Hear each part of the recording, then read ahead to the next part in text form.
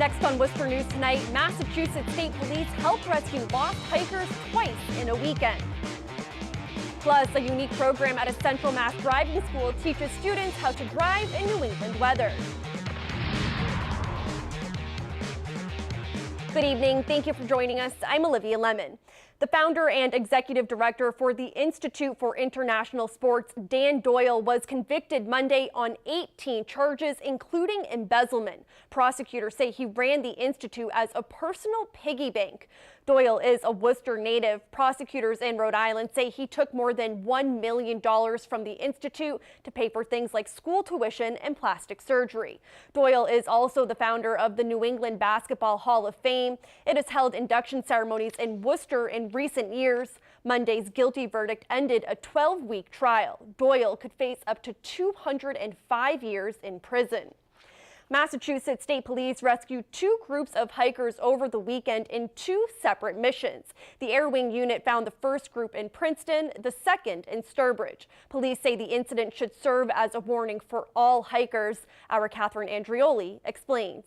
Dramatic video shows a man and his children in Princeton during one of two rescues the State Police Air Wing helped make this weekend after two groups of hikers got lost on trails in central Massachusetts. They were out there for a while. There was concerns about the cold weather and if they were dressed appropriately for the weather. The chopper assisted in another rescue in Sturbridge Friday night. Police say a 27-year-old man and two teenage family members set out for an afternoon hike in town conservation area. Second set of hikers that were rescued by state police left from the lead mine trail here in Sturbridge. Police say the hiker's mother contacted police after she was afraid they were gone for too long and became concerned. We notified the phone company and requested the phone be what we call pinged. The hikers were found unharmed after a nearly 3-hour search by crews with multiple agencies responding. The fire department was out there as well, and they heard a dog barking, and these three individuals did have a dog with them. Sturbridge Police Lieutenant Earl Desert says hikers should be prepared before hitting the trails and also be aware of their surroundings, including how long the sun will be out before heading out for a hike. People tend to rely on their GPS and their phones to get them in and out of the woods, and when the battery goes dead, they're useless. So a compass and a map will help you in and out of the trails. Desert says people should never rely on technology to navigate through nature. In Sturbridge, Catherine Andrioli, Worcester News Tonight. A burst water pipe has forced the Worcester Historical Museum to temporarily close its doors. The burst happened Friday, leaving the boiler room underwater. In an email, Director William Wallace says collections and archives areas were affected. Museum staff are working to repair and stabilize collection needs. The museum will remain closed while those repairs are underway. While the Elm Street location is closed, Salisbury Mansion on Highland Street will be open Thursday through Saturday from 1 to 4 p.m. Many places across central Massachusetts saw their first measurable snowfall of the season today. Even though the snow may have stopped, drivers are urged to take it slow tonight. The National Weather Service is warning of black ice forming overnight, saying refreezing of wet roadways is possible with temperatures dropping into the 20s tonight.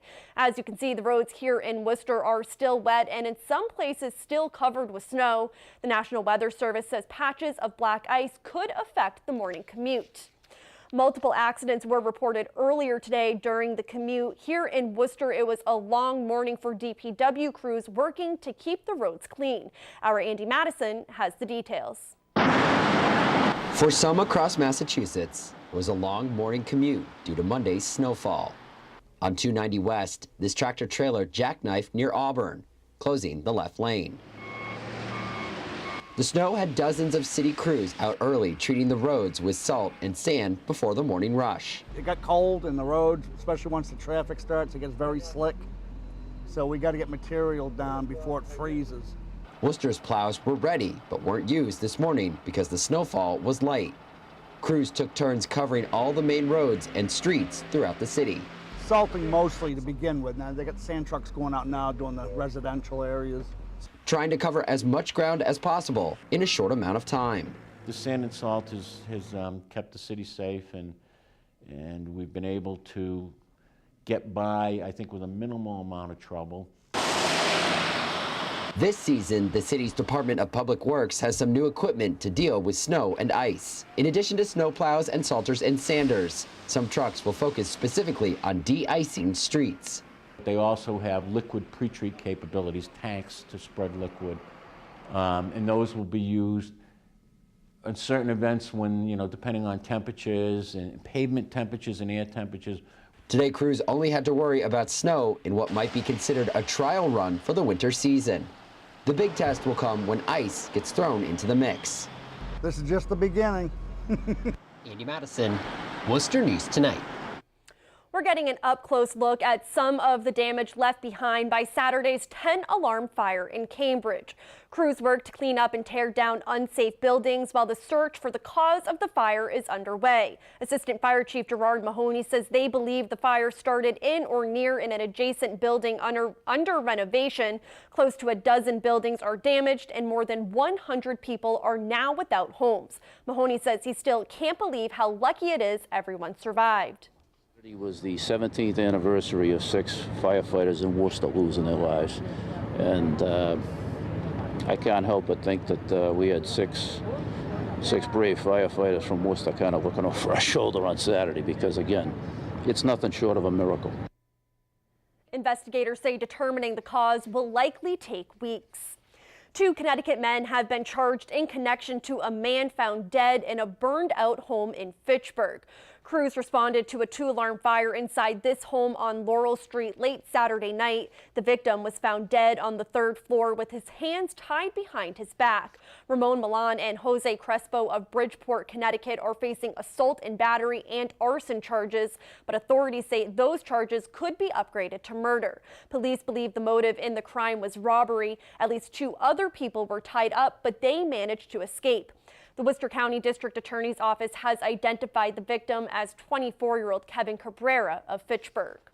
Police in Worcester are working to identify a suspect accused of stabbing a man in the city. Officers responded to a local hospital around 6 Saturday night. A 24-year-old victim with a slash wound to the arm had walked himself to the emergency room. He told police he was walking on Salem Street near Franklin Street when he was approached by a man wearing a ski mask and dark clothing. That man then allegedly stabbed him before running off. The victim is expected to be okay. Avoiding crashes and controlling your vehicle are 2 skills taught at a unique program at a West Boylston driving school. Their course is geared for student drivers who deal with New England weather, and there were ideal conditions today as the course was covered in snow. Our Rosalind Flaherty explains. A fresh coat of snow provided the perfect conditions for a lesson on how to avoid accidents on the roadways. Storms create so many problems, crashes. And I think by getting the upper hand with the training to prevent some of these crashes. Students from Grafton High School took to the skid school course at the Central Massachusetts Safety Council Auto School Monday. They learned how to avoid obstacles in the road and how to control a skid. I think it's better to do it in this weather because it gives us more of an opportunity to give us the full experience as if we were driving on the roads and it was actually snowing. The auto school says this program is designed to help students improve their driving ability with a combination of classroom and hands-on training.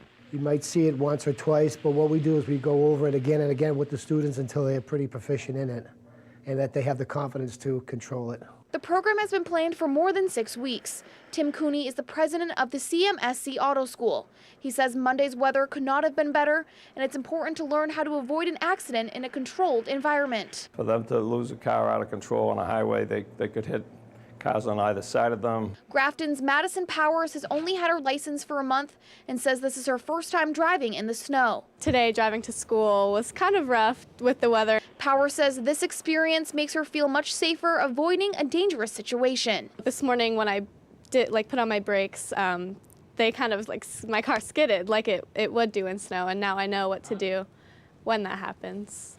Rosalind Flaherty, Worcester News.